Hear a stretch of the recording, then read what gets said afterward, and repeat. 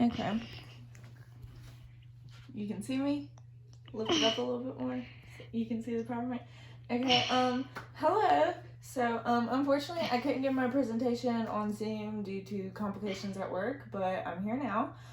Today, I'm going to be presenting on equine infectious anemia. So, what is EIA?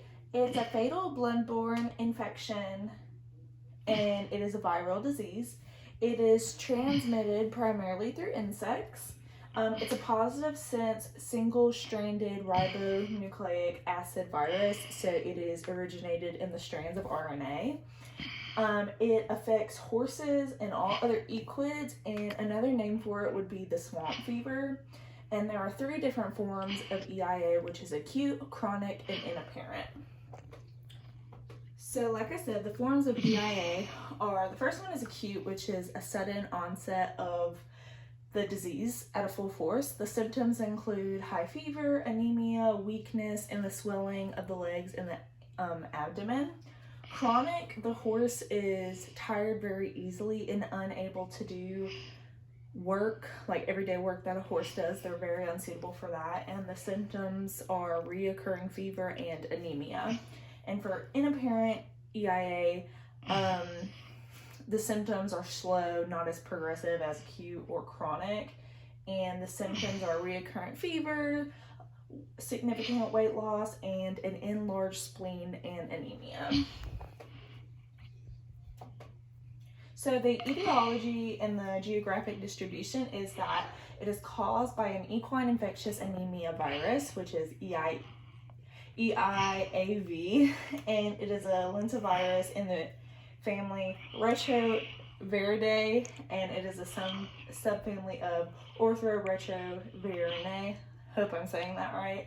And it is found worldwide, except for the countries in Japan and Iceland. So, here, get closer so you can see it. This is a map, I believe, from 2018 to 2019, and you can see that there are a lot of cases of EIA in the Midwest and most of the southeastern region, and a few northern states, but you can see that Texas had the most positive cases. So that was just like a general look at where the disease is prevalent, at least in our country. So the transmission, it is transmitted mechanically on the mouth part of a biting insect.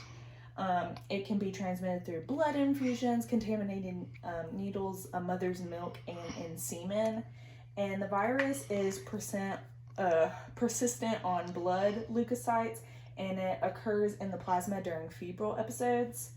And symptomatic horses are more likely to transmit the disease than animals with the inapparent affections of the virus. And most of the affected vectors are biting flies, and those include your horse flies and your deer flies. Where's the... Okay, hold on. My bad. Well, let me go back.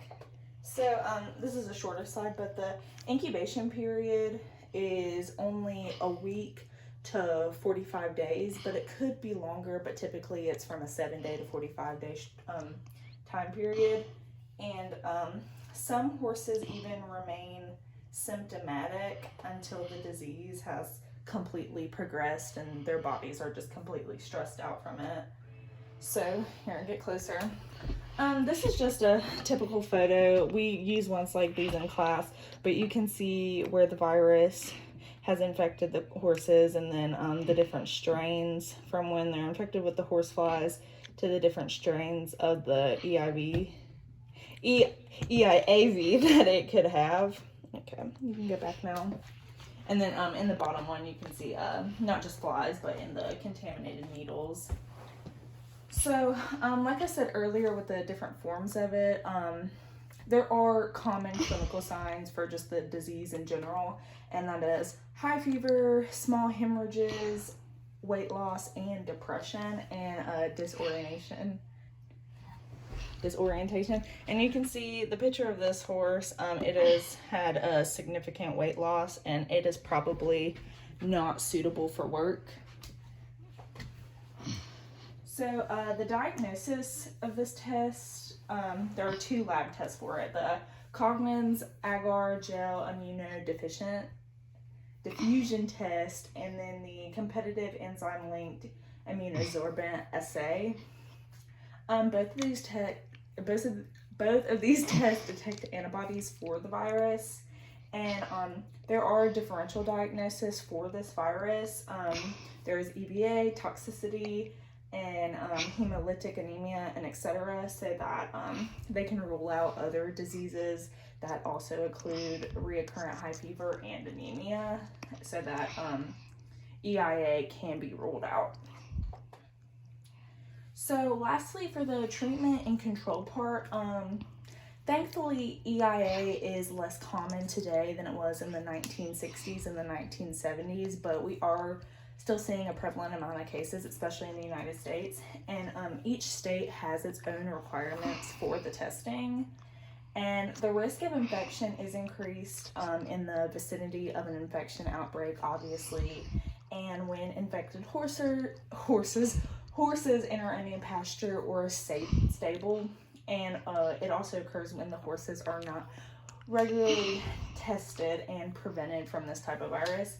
And the only protection is prevention, and I've seen that as a recurring case in most of this class for diseases. I hope that animal researchers and scientists start to develop different vaccines for these type of viruses, because it would obviously help out farms a lot. Oh, sorry about that. And that is the end of my presentation. Thank you.